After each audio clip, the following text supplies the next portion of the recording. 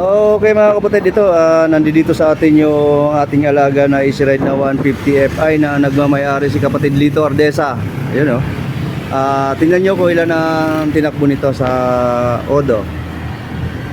Yan, 107,451. So ayan siya. So, ngayon kasi nagbabal clearance kami. Pangilang valve clearance na nga natin to? Pangatlong valve clearance natin.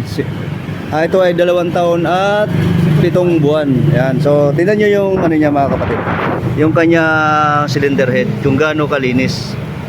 Puting-puti pa rin, no? Ganyan talaga pag-aalagang-alaga sa langis. Ayan, oh. Ayan yung cover nyo. Oh. Wala man lang siya makikita na kagaya ng iba na halos kulay golden brown na, parang prinito na bawang. Bakit minsan 2.5 ko pa bago ma-change oil yan? Oo, 2.5 yun lang, siya. lagi ako susundot ng dipstick. Tinitingnan ko yung level. Ano ang pinaka-langis na ano mo sa kanila? May papayo mo na pwedeng gamitin?